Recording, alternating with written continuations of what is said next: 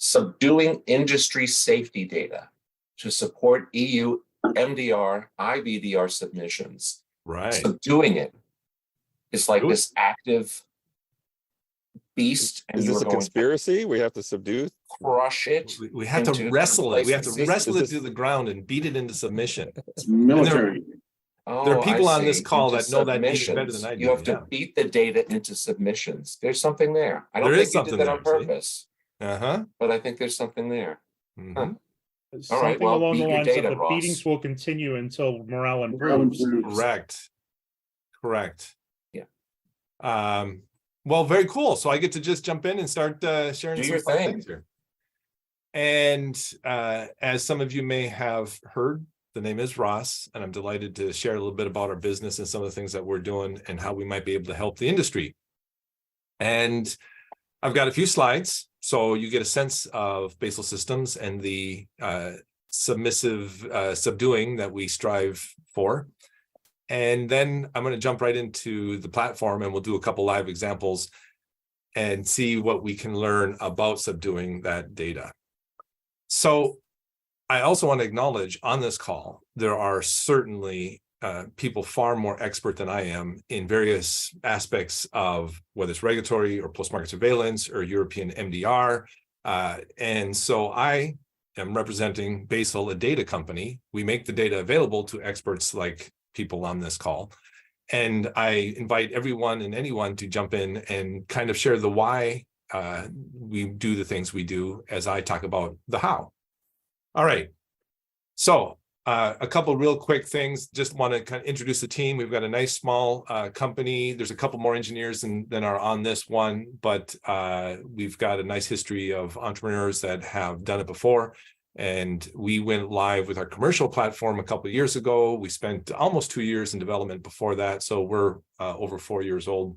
And I've got our VP of Sales, Mike Belangi, on the call as well to keep me honest as I go through this. And one slide, just to say the obvious, there's a lot of freaking data out there in the medtech and healthcare. And frankly, the whole challenge is how do we use it to run business and provide better care? And if we can't use it, the data is worthless. So the only reason that Basel Systems exists is to make that data more usable and accessible. And I'm going to go through one example here, the safety data for European IVDR and MDR. And here's my one, I got to have some marketing,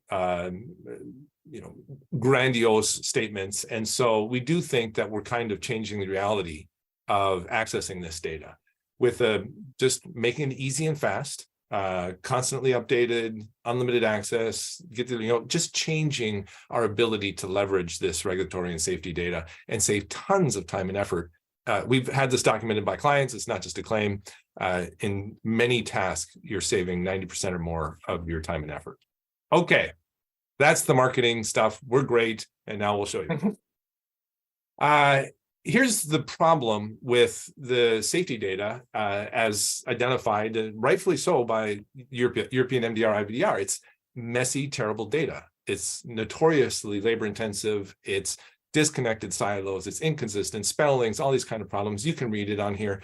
If you are trying to do this, whether in the US or for Europe, you know how bad the safety, the adverse event data really is. But it's required. Now, we've got to solve this. And so as Basel Systems built our platform, this need for specifically supporting European submissions was communicated to us by many of our clients, and we started to focus on a capability to serve that. Now, you need all this data, and if you're working with the European regulations, you know how clear and simple it is. In 123 different articles, you've got the Annex 14, you've got Article 83, and I know these things exist. Don't ask me what they are. If you want to know what these things are, that's a whole nother conversation with someone else on this call. We'll pick on Rob or Michelle or somebody else to actually understand what this all means. But all of these pieces and details are there to document how we're supposed to submit and report, and at least for part of MDR, this safety data and show that our devices should stay on the market in Europe. Because if we don't do this, we don't get to stay on the market in Europe. And what I hear from people is that the US is probably heading in the same direction. that the same kinds of safety data and comparative data is probably going to be required in the future in the US as well. So how do we do this? How do we get this data today? And how do we support the submissions to keep our products on the market in Europe? Well, from what I've gathered from people who are doing it, this is the process. You start by Googling what the products are that might be compared to yours, and then you start going into the FDA and the mod system, and you start looking up their data and your data, and you start pulling it together and repeatedly downloading it bits and pieces at a time, because it's not all available in one. And you try to pull it all together manually, and then you Google some more because you realize that you're missing some things and someone else mentioned something, and then you go to other geographies and you pull in their safety data manually and try and combine that with your US data and categorize it and integrate it and synthesize it. And then you realize that you got to go get some more data. So you go back to mod again, and you keep going around and around in this loop until finally, maybe eventually, you've got the data that you need or that will satisfy the European authorities. That, I believe, is the process today. So how can you do it with basal systems? Well, I did a visual, okay? Before I get into the demo, here's how I think this works for basal systems. First, imagine if you had all that post-market safety data in one place, okay? And you had it across multiple geographies in one place, and it's connected to everything else. So it's connected to brand names and applications and product codes and the global medical device nomenclature. So you can access this in multiple different ways at the same time. And then it's all easy to find, easy to search, full text, natural language, and it's completely indexed and cross-referenced and organized by patient problems, by the way you need to use this data. And it's all in one table, instantly available. I would offer that this is what basal has striven to do for industry players. And last time I used this slide, I made a joke about this being Mount Fuji and nobody got it. So I'm not making any jokes about it now. I also don't get it. Explain. It's not Mount Fuji, it's Everest. Oh, is that it? That's the joke? That was the alternative joke, is actually. I thought that was the Matterhorn. It is the Matterhorn. See? So the variation on the joke went over like a lead balloon again. Humor does not work for me. What I always tell my You're wife. just saying that I the have to joke is that I explain it. misrepresent what the mountain is? Yes. Well, the original audience for this, there were a lot of Europeans in there, so it's a pretty safe bet that they knew it was the Matterhorn. Or anybody who's been to Disneyland. Or anybody who's been to Disneyland.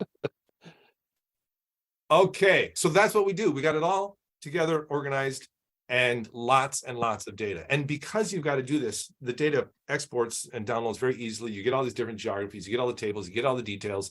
And this is an important point. You get far more details and records than you get the fields of data than you can get out of the mod source itself. The mod only gives you about 10 fields there listed on the right-hand side, and you can see that the basal systems is giving all the rest of the data you need to do that kind of core analysis and root cause analysis for safety signals about what happened, when did it happen, and the specific devices involved. That's a huge slide. I don't know why I've never seen it before. As your marketing friend. That's a good question. I'll have to make sure that you've seen all the pieces I've done. I make new pieces every once in a while. All right, so you got all this data in one place, and then you can export it easily and do the analysis that you need to do. And I think that is enough of the description. And unless somebody has a question, I'm going to jump into the demo. So let's figure out how to do that. I'm going to pause. I'll just kind of jump over to a website here. All right. So here is the live system. And I invite anybody, if they have specific topics that they want to evaluate some safety signals on, I'm happy to do live queries. Our system, otherwise I'll just pick an example, but our system does have a regulatory module that some people on the call are very familiar with. This is looking for 510K strategy or PMA or guidance or product codes. I'm going to be going into the post-market module, and we have a new executive module that kind of summarizes things so that people that maybe aren't deep in the regulatory quality world can still benefit from understanding what competitors are doing, what new quality issues are coming in the space, and so on. I'm going to pop through the regulatory just briefly because it's sometimes fun to see, like what's new, what are the new 510Ks, for example. Let's see if anything's been happening lately. A couple of days ago, you can just pop in and scan across what's happening in the FDA or in your specific clinical area. Let me ask Susie, what would you like to run a query on? It's a question. What's a relevant query for you to run for your category?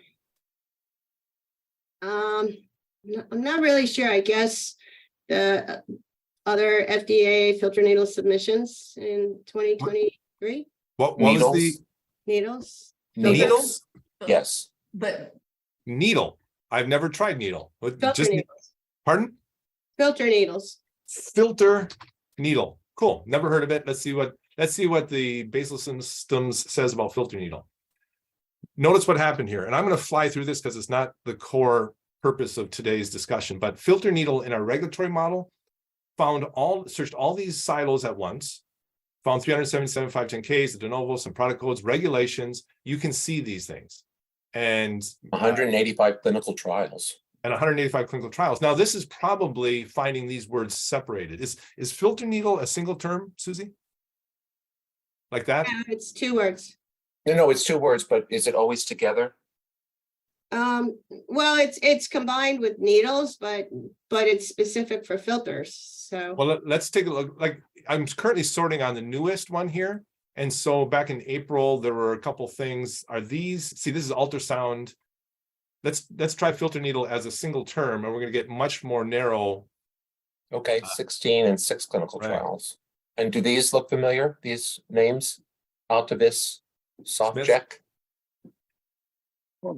Sue? no. Okay, maybe there are things that you were unaware of. Let's give it a look. Let's pop into one here. I don't know what this is, but when you pop in, you can see multiple product codes. These are all live links. You can see the predicates. And the reason I chose this one is because this 510K, I could kind of see a little note on it, had a lot of predicate devices. And so we've got this visual landscape tool that lets you navigate related 510K technologies. We're looking at this one in green. We can kind of click through and follow these back. If I click here, it's going to recenter. And I can follow this back in time, or I can pick up some related technologies that reference the same predicates. And so this is a tool. How about that BD and company? Pardon? The Beckington, that one. Yes. Yeah. That'll look. We could pop that out and take a look at it and see what see what the document was about. And notice how quickly I'm just clicking through. I can go back. I'm not losing my place. And here, okay, here's that BD IFU. Maybe this wasn't directly related to filter, but so this is how regulatory works. Looking at review time statistics, so you can set expectations with your team. These are days from submission to approval. This one took 413 days. It was a long time. We're going to get into adverse events here in a minute.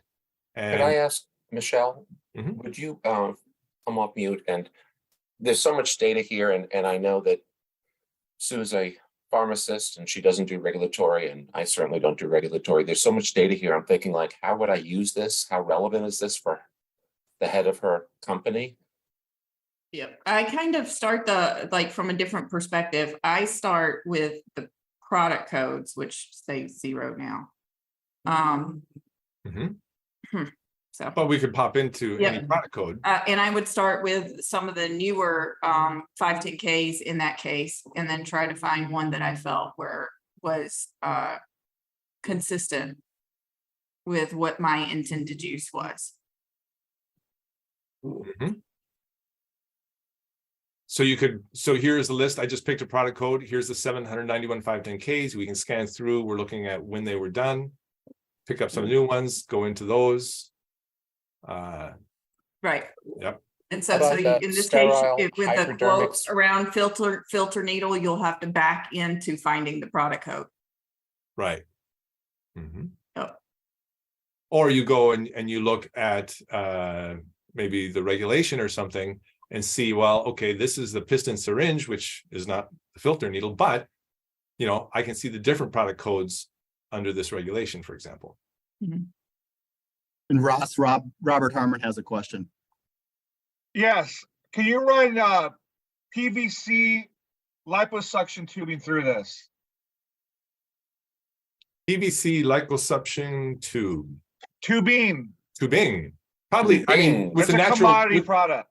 with the natural not tubing? language, it's probably the same. There you As, go. yeah, it doesn't Eddie, change. please. Pardon? No, I'm reprimanding somebody's bad pun. I should have been on mute. So I wanted to see what kind of recalls have been. Oh, well, that's good. Okay, so that's a good, I'm going to segue to the quality side of things. There's a lot of other things we could do. And this is a live project right now, just so you know. Okay. Well, we'll take, okay, we got QPB here as the product code. They're all QPB. No, Right. they're not. There's Oh, it's an MDG cannula there, there. right. That's not it. It's actual, the PVC actual tubing, the commodity good, not the I- cannulas.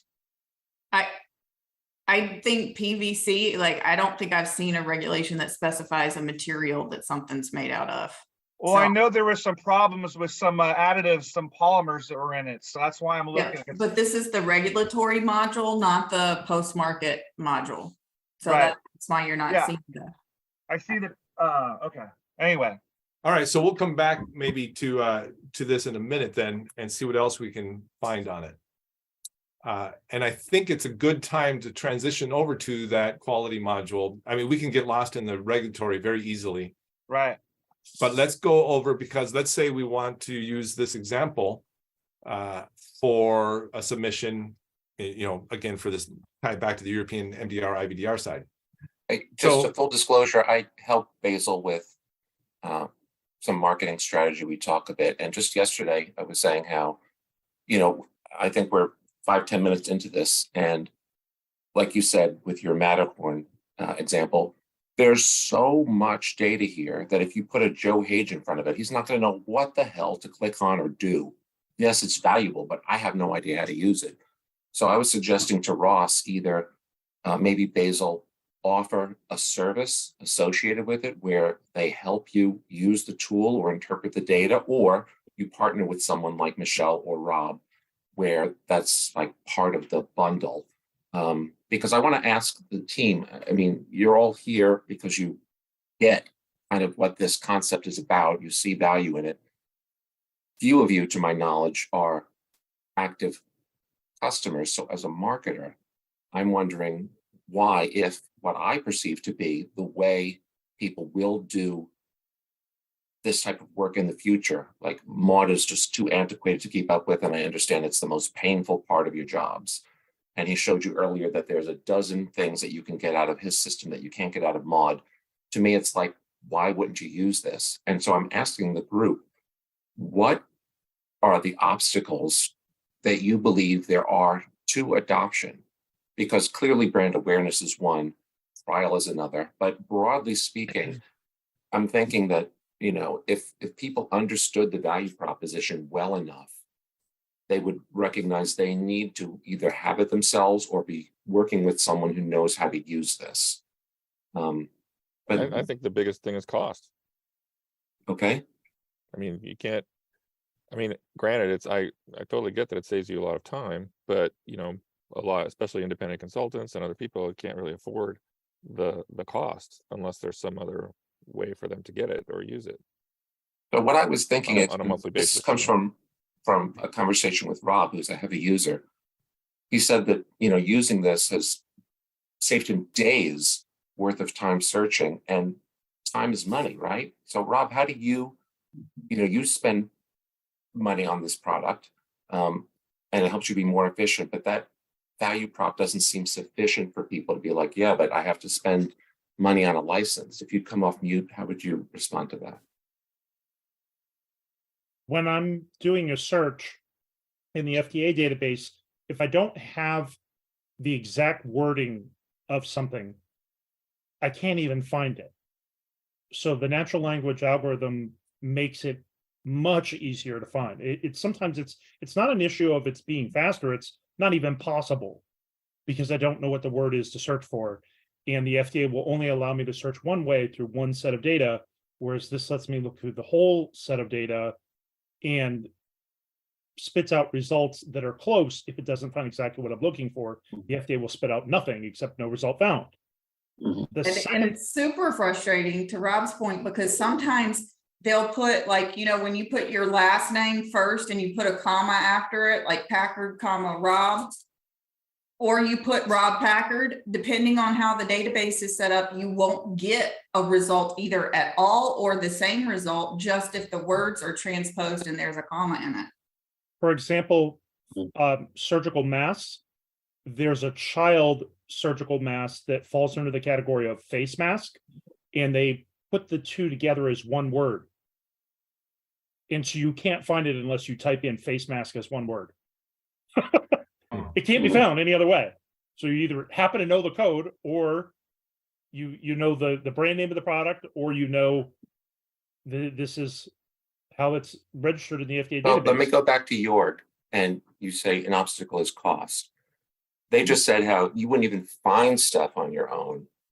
Now talk to me about cost. Like, at what's the cost of not being able to find something?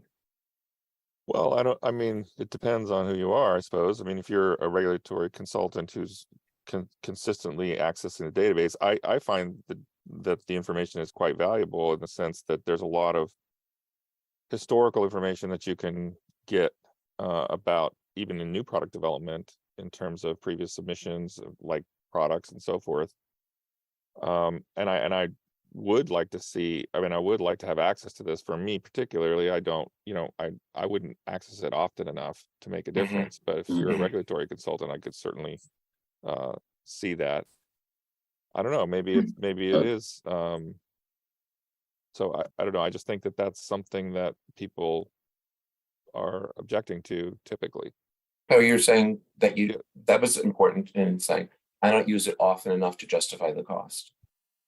For me particularly, yes, but I'm So sure there are others. do you use think it that more. perhaps there's and I don't know if it makes economic sense, I'm just spitballing here. Would you ever think that, hey, I need it now, I'd be willing to pay X dollars for a one-time use? Absolutely, Is I that a think, thing? yeah, things like that, different models where you can access people, give them temporary access or give them short-term access, or you know, things like that. The other way that I can see it, because again, if like my business, we were just one narrow group of products, but having a surveillance service that alerts us about products that are of interest to us, that's sort of running in the background, Yeah, that'd be great. could Something also like be that very sounds good. interesting. And So that we're aware of other problems of other products. in the So is it market. like setting a handful of terms and getting alerts? Yeah, there And what? are two other things that don't get caught here by most people. Number one is there are fields that you can access through this database you can't access any other way. For You example, can go anywhere you want on the FDA website and you will not be able to search for Michelle Lott. You will not be able to search for Rob Packard. But if I go into this database and I type in Michelle Lott, I come up with 6 answers. Yeah, I think, well, again, I think it's not a broad, it's not one answer. Everybody, like a company, like Ed was saying, a company has a very narrow focus in their market, so they need it in a different way than a regulatory consultant who has many customers and needs it in a different way. I'm a product development person, I need it in a different way as well. And so I think each one of those, you know, they're just different use cases, and you probably need to examine the pricing for each one of those to see what the best way to address it is. This But is great feedback. You're What going to is see the a cost? What do we- change, though. yeah. I'm sorry, a couple people spoke. Rob first. You're going to see a change in what the FDA requires you to do as a developer. In the past, all I had to do is I had to show equivalence. Now they're going further they're starting to require companies to show traceability all the way back to hazards for a lot of different things. It's not just providing a design that's equivalent. Now they're showing traceability back to hazards for use related, for software, for cybersecurity, and you're finding it in almost all the guidance documents for new special controls. And so that change is forcing companies to do a database search of their competitor products and identify what are the ways these devices fail and how did I fix that in my design. And if you're not providing that, they're shooting you down. I totally agree. Well, first of all, general statement, I think compliance with FDA and of course MDR is getting more difficult. There's more stuff going on. There are more things required. And so I do see that this tool will become more valuable as time goes on. But again, I think you need to look at all your different customer types and then do your pricing, find a pricing model that satisfies all those on a case-by-case basis. How you have to kind of do an analysis and say what makes the most sense. Like a big enterprise, a large enterprise, a Medtronic or something, yeah, give them an enterprise license that costs a lot more. They may have Absolutely. multiple people. For individual consultants, it's different. Product developers is different. Maybe there's other users also that I'm not even thinking of that might need a pricing. Would you be willing to invest a half hour, maybe talk with Mike and figure out specifically for you? I'm not trying to exact money out of you, but no, there is a value greater than zero here for you. And absolutely, I think you're one of these cases that are on the bubble, and we haven't figured out how to attract someone who's like, yeah, but that cost me however much. And Ross, I don't know if you're comfortable talking pricing on this recorded call. I think you should. Yeah, frankly, that's up to you. We do a lot. This is great feedback, great discussion, and thank you, Jorgen, everybody. And of course, we do vary the price. What I would charge you, Jorg, would be slightly less than what I would charge Medtronic. And so we have a lot of that flexibility built in. And then one of the real values of this conversation is this regulatory quality clinically. I didn't even show you the clinical stuff. All the clinical trials is in there too. All of this is valuable to differing degrees to core people in those functions, yes, but then maybe product development or R&D or corporate due diligence, business development. These people could benefit from it, but at a different degree. And so a conversation with you, Jorg, about what you would value and why, and how we might then price that in a way that works for you, that conversation would be great. And so, I'm thinking that I would like to see an explanation of all of the so Jorg would need, say, something regulatory, like, do you ever need to blank? And clinical, do you ever need to blank? And there, Jorg may need to one thing and someone else in his organization may need to do something else. And if there were a package for Omnica Corp that he could do this and he could do that, and that's part of the, so he's not going to use it all the time. That person's not going to use it all the time. But when they have that query, each of the types of queries and what's the benefit of the answer. So when I said earlier, like, yeah, you give me this tool, I'm not going to know even what to look for. But the people whose intense need is, I need to figure out something, it's 50 to 100 questions that Rob would typically come to this database to answer. I don't know what they are. So if we ask and build awareness of the questions, maybe that's the use cases, basically. Yes. Yeah. I mean, I think it really very much so. It's a use cases. It's like when we design a product, right? We're looking at everybody who's going to use it. What are the use cases for each one? And then we map out their path and their road and design. And I will just say generically, and then we can hear from Jen and Mark. The usage-based pricing. Look, I just want to use it sporadically, and when I use it, charge me a nickel each time I do something. That's a framework that can work as well. We're not doing that, but it might be a way to address some of this need as well. Well, I think for you, and again, sorry to be monopolizing here. For you, I think it's a question of adoption, right? So you may be doing certain pricing early on to increase adoption, and then changing that pricing as time goes on, as popularity increases and people see the value. And correct. All that classic marketing stuff. It's a strategy, right? Yeah, you bet. Dan, you're on mute, but you're not on mute. We can't hear you. In the meanwhile, Mark. I'm sorry, I hit the wrong button.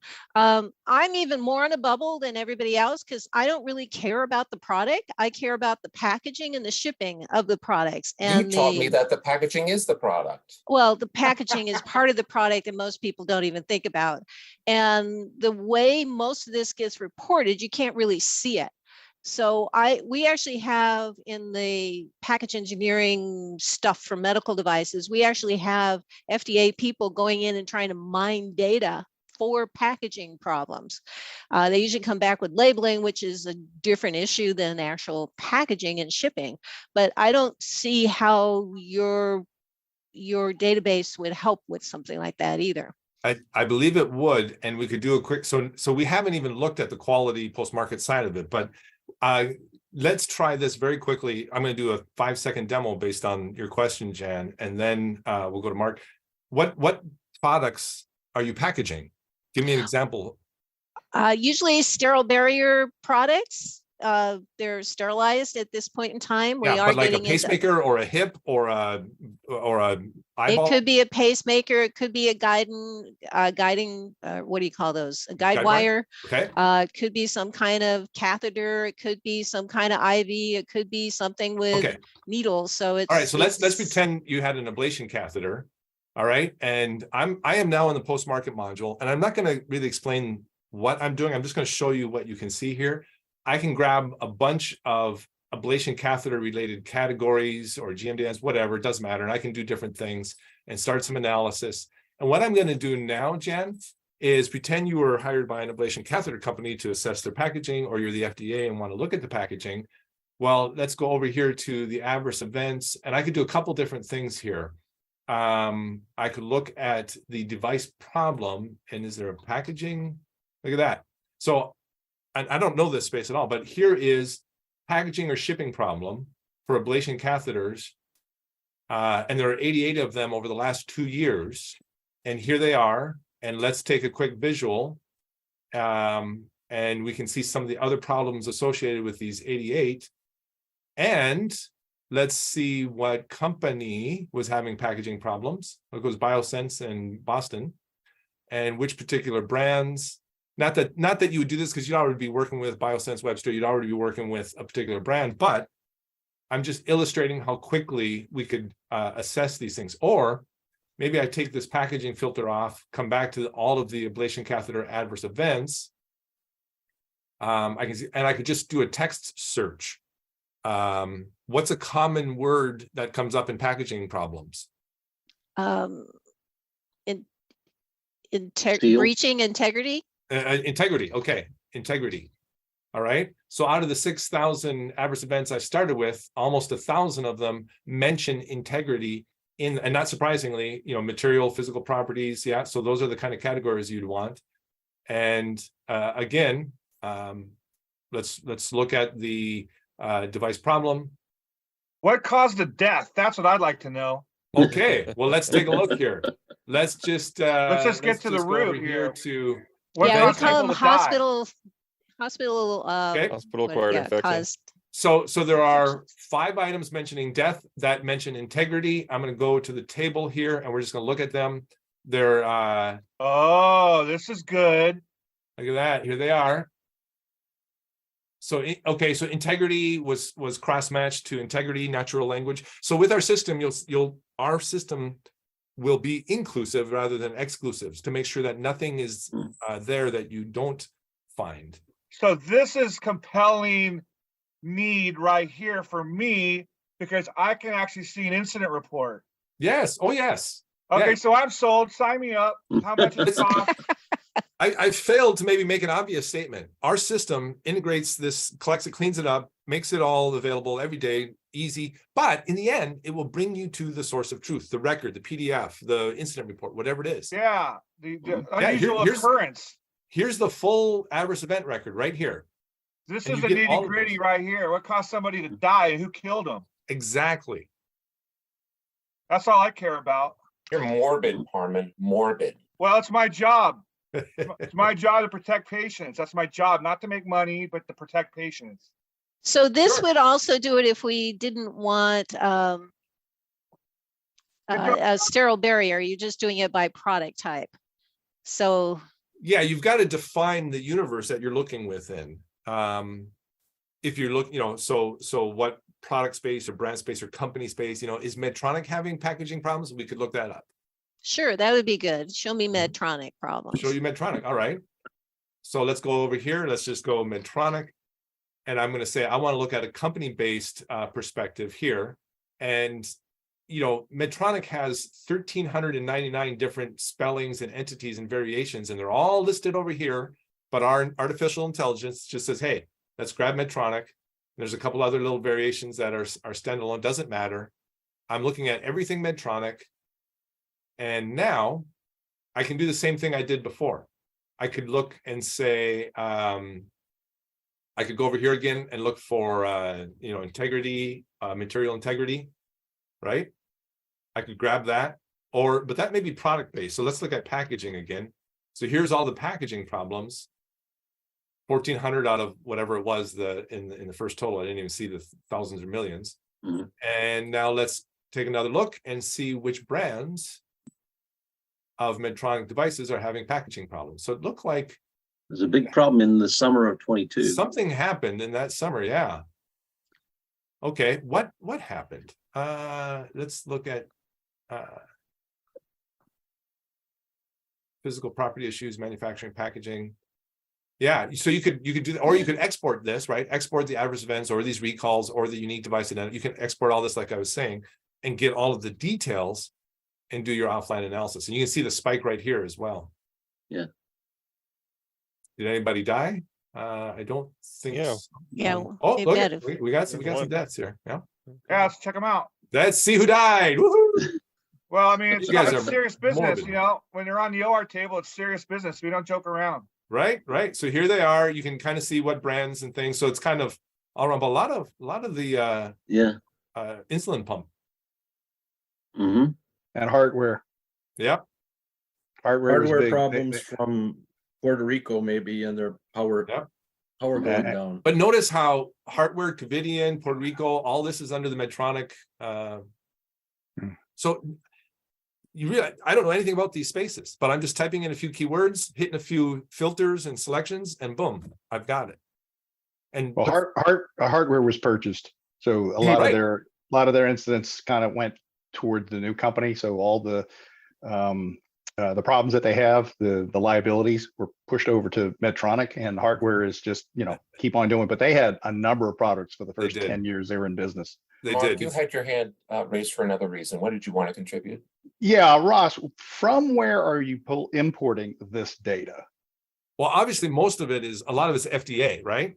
But we are also pulling from. So we haven't even gotten to the MDR piece yet. Let's take hardware and go over here and say, I'm going to do another tool. This is a summary tool across geographies, and say, let's look at hardware as a brand. And I think a competitor is HeartMate, maybe. And I believe there are more. I don't know what the names are. I might even have an example of this. But notice what I'm doing now. I'm building a table of comparative safety events, adverse events, safety-related data by device problem or patient problem. And I can have this table populated and exported across the United States, Canada, and Australia.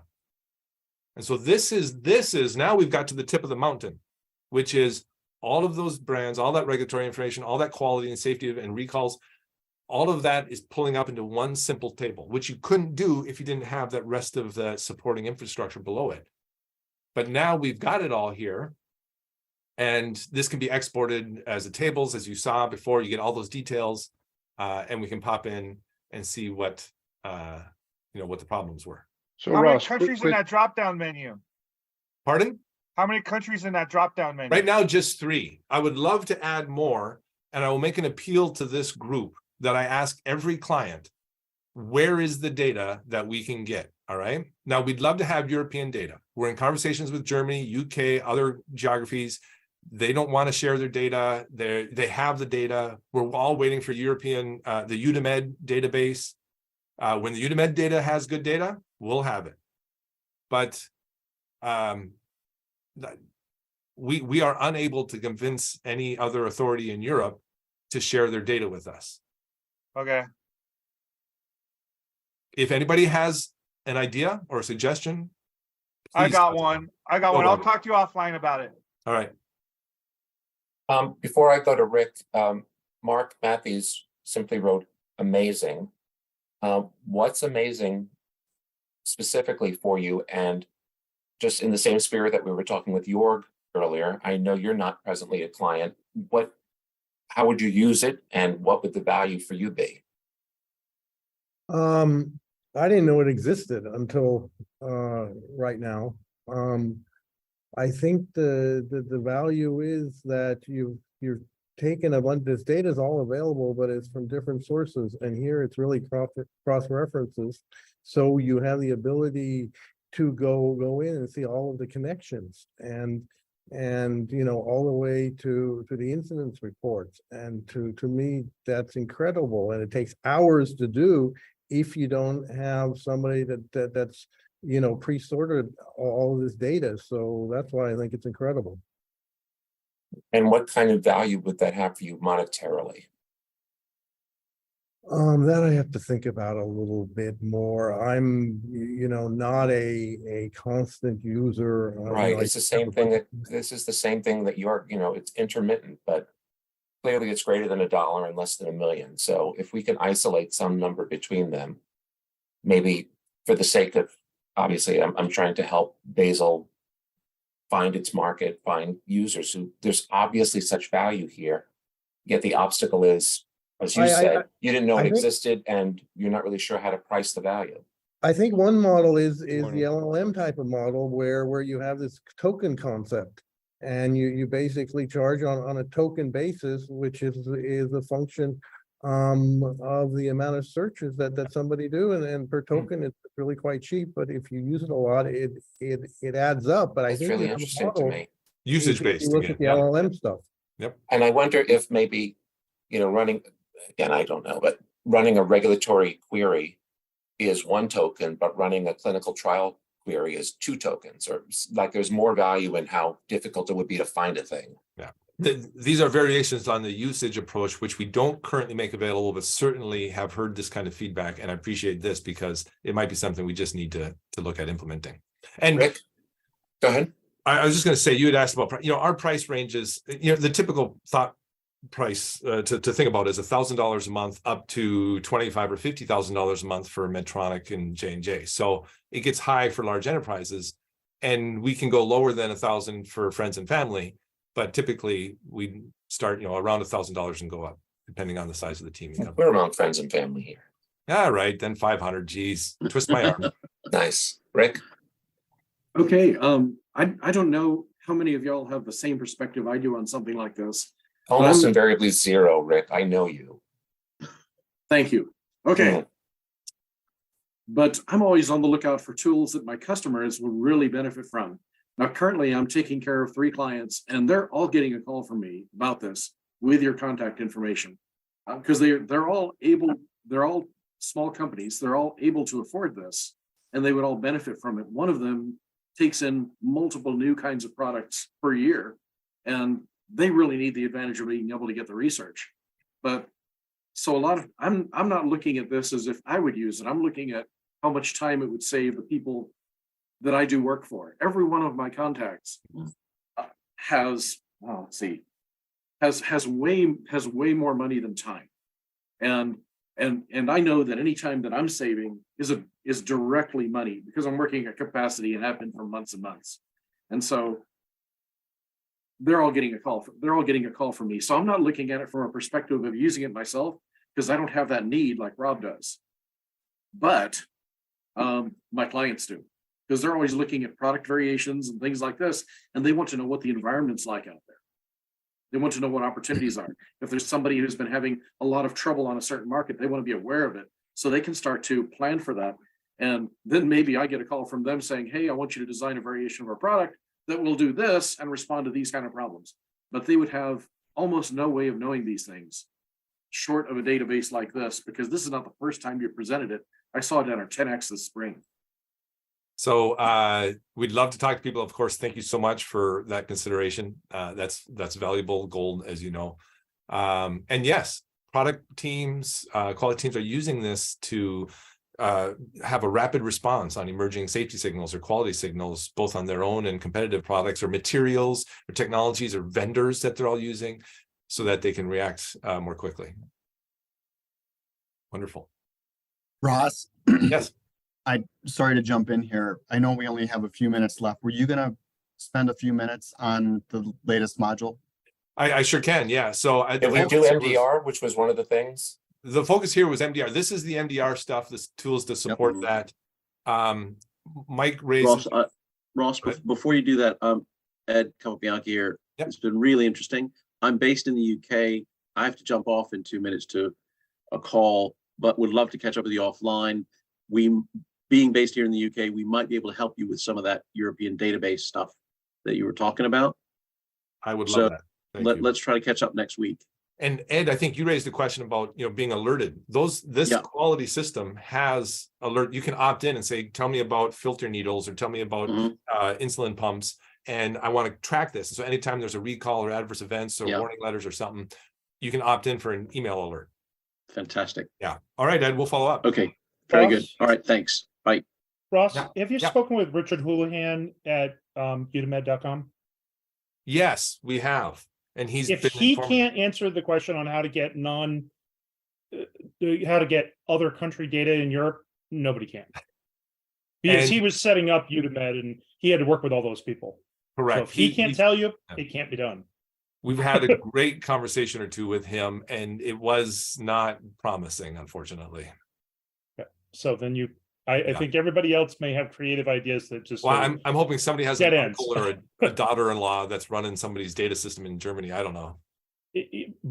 Bribery, cheating, blackmail. Those are your other options. I'm open to all. Thank you very much. Hacking, whatever it takes, right? So Mike, in the last minute here, Mike mentioned, and this might be interesting to some of the people on this call, less about European MDR, IVDR, but if you just want to be monitoring your space, if you're a manager of these functions, if you're in product marketing or general strategy or due diligence, and you just want to say, look, I need to stay aware of what's happening. We've got this executive perspective that just says, okay, maybe you're interested in glucose monitor or you want to know everything that's happening with, okay, we'll choose Medtronic again. I just want to be tracking and stay abreast of what's happening with Medtronic. All right. Well, here's their latest 510Ks. They haven't done any PMAs in the last couple months. They're doing some new clinical trial work where Medtronic is mentioned. No new guidance documents, of course, it's a company. Some new recalls. And at any time, we can pop into this and say, well, wait a minute, let's see if there's other stuff. Okay, just these 4. And so on. And, what's the adverse events at Medtronic? We looked at some of those in the post-market module, but this is a summary overview to say, tell me what's happening in my space. If I did filter needles, I could just say, and then, opt in for some alerts or something. But this is a summary executive tool that we recently made for non-technical, people, or for technical people that just want to stay on top of things. So open to other questions. I don't know if you want to stay on past the hour, but I'm available. I'd like to dive down on lipotubing while we got your attention. Sure enough. Oh yeah, we didn't do that, did we? On the quality module. Okay, right. So all right, so let's go here and say PVC, polyvinyl chloride. All right, so PVC, liposuction. Papa Victor Charlie. Okay. Here you go. Okay. So curiously, all right, that found, I'm going to take PVC off for a minute and just look for liposuction tubing because I didn't get anything with PVC in the category.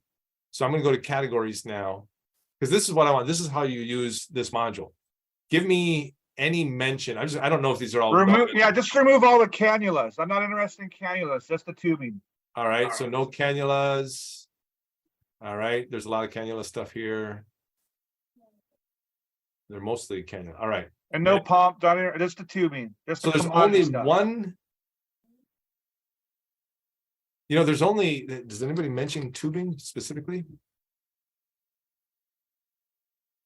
Well, that's in the descriptions there.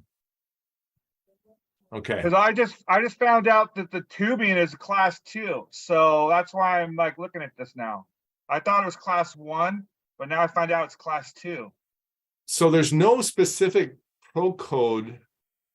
Let's go back to regulatory because I'm under the GMDNs and it's mostly cannulas. I'm Or going to am I go mistaken? Maybe it's not class 2. Maybe it is class 1. liposuction tubing. I always thought it was a junk commodity product, like, bandages and tongue depressors. Yeah, there are probably people on this call that could give you better advice, but I don't see, I see systems. I don't see any product category that mentions tubing. They All have right. tubing in them, and so there's no specific product code. Let's just look up tubing in general, just the generic term tubing.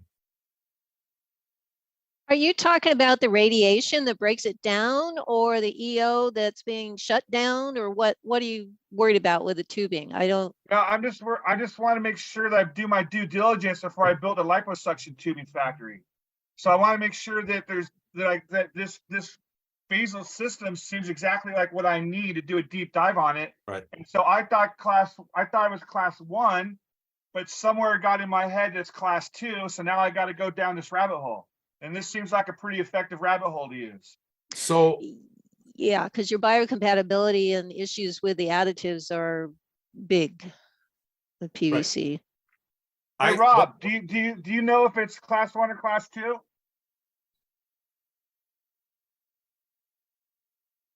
While he's looking, or what we're waiting on Rob Packer, but here's what I did. I just searched for tubing, and there are a lot of class 2 things and product codes that mention tubing, but they're in vascular, cannula, catheter, vascular tubing. This is for like body sculpting, like sucking the fat out of your butt. I understand. So now I'm gonna narrow this tubing one probably by general and plastic surgery. Yeah.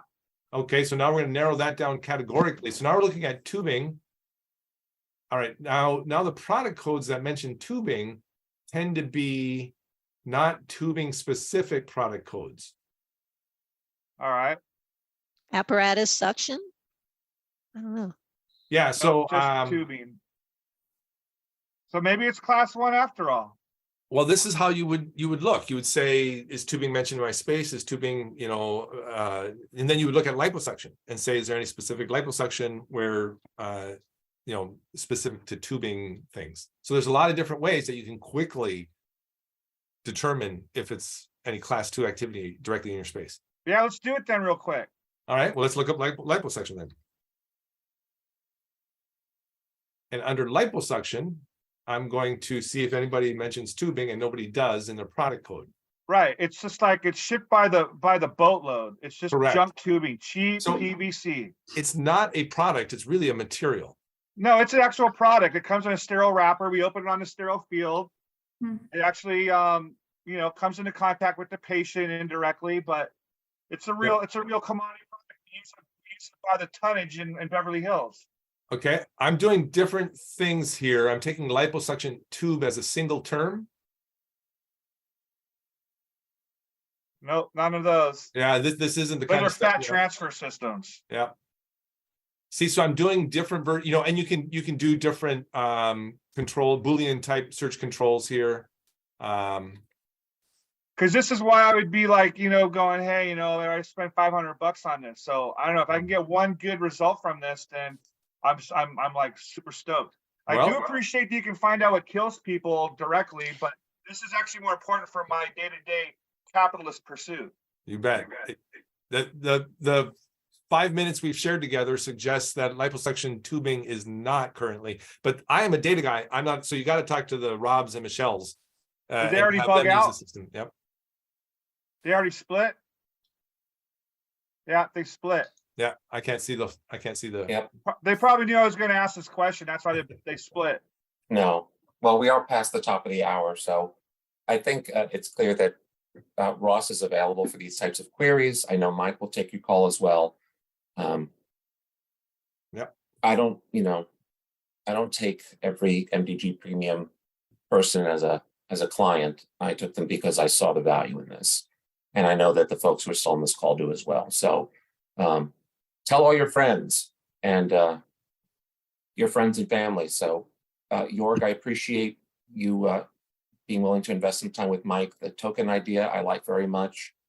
Yeah, I was looking at the website and it really doesn't explain how good this is. I wonder if there could be a small video or something going through finding something that if you could do There it. should be. We've got various videos and things. We don't necessarily put them right on our webpage, but maybe we should. Because you're right. the And Jan, webpage maybe is if not there much- was a part of, like, for you to have said that, there was something that we did in this call that did exactly that. Yeah. If there was a point in particular that you were like, oh, I didn't know that, let us know or let me know after this call what they were, and maybe we isolate those. So thank you for that. Joel, Fernanda's on the call, but she's not been able to make herself a panelist. Next week, we're going to be doing some health economic stuff. So all you Nick Anderson fans, you can be Fernanda fans as well, because they are birds of a feather that way. So I look forward to seeing you all next week, and have a great weekend. I hope it's good weather by you. Thanks, everybody. Thanks, guys. Bye. Thanks, everybody. Nice.